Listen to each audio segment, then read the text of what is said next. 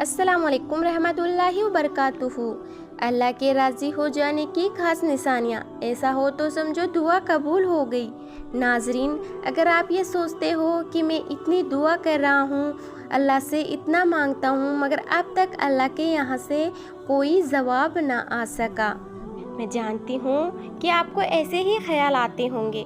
तो याद रखो, जिस तरह आप अपनी ज़िंदगी के एक एक मामले का हिसाब रखते हो, अल्लाह ताला भी अपने बंदों के एक एक सजदे का, उसकी एक एक दुआ का हिसाब रखता है।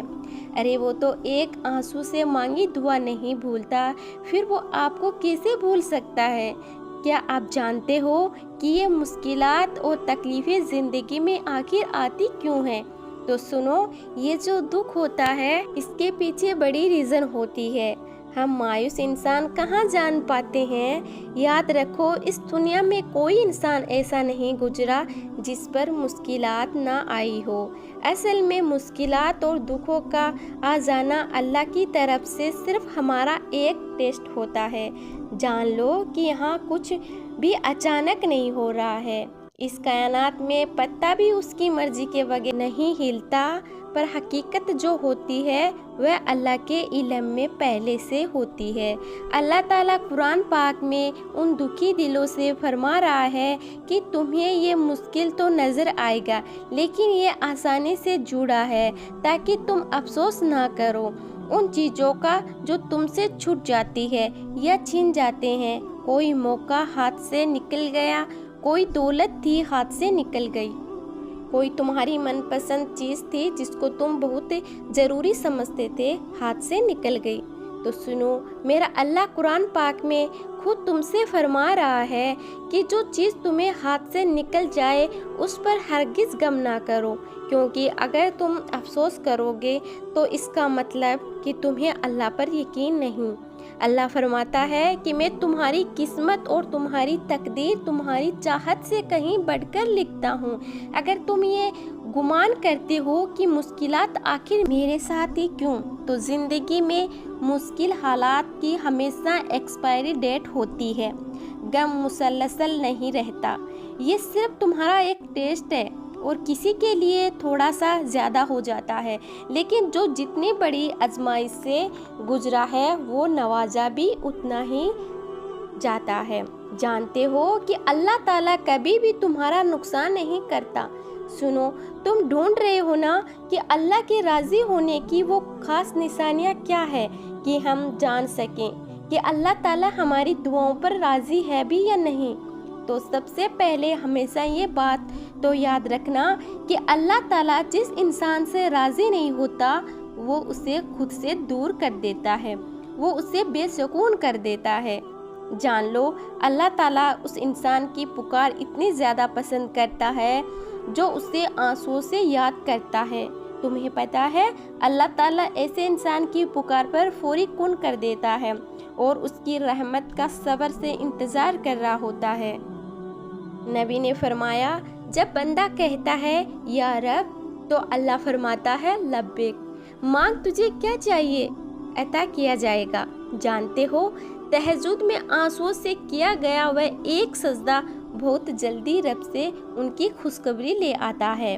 अल्लाह की तुम्हारी दुआओं पर राज़ी हो जाने की एक निशानी ये भी है, तुम्हें इबादतों में बड़ा सुकून आने लगता है।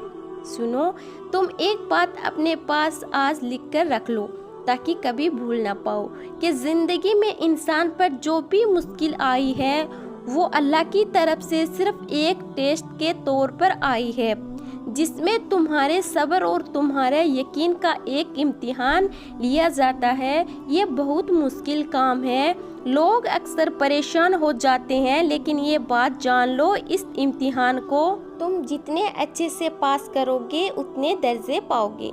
तुम खुद सोचो, अल्लाह ना करे वो मेहरबान रब तुम्हारा दुश्मन थोड़ी है जो तुम्हें हमेशा के लिए महरूम रखेगा।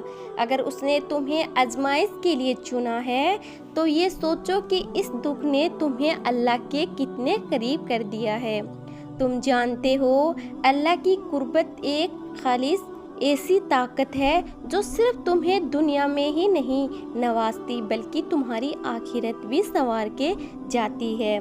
کتنا خوبصورت احساس ہے اس رب سے مانگنے کا، یہی احساس تو وہ دیکھنا چاہتا ہے اپنے بندے کا۔ تم جانتے ہو اللہ کن کب فرماتا ہے اور فیکن کب ہوتا ہے، جب تم زندگی کے گھوڑے پر سوار ہو اور اگر تم نے اللہ کو بتا دیا کہ کہاں جانا چاہتے ہو تو بس پھر تمہیں وہ کیسے پہنچانا ہے یہ سوچنا اب تمہارا مسئلہ نہیں۔ پریشان مت ہونا، وہ جانتا ہے اسے کیا کرنا ہے، کیسے کرنا ہے۔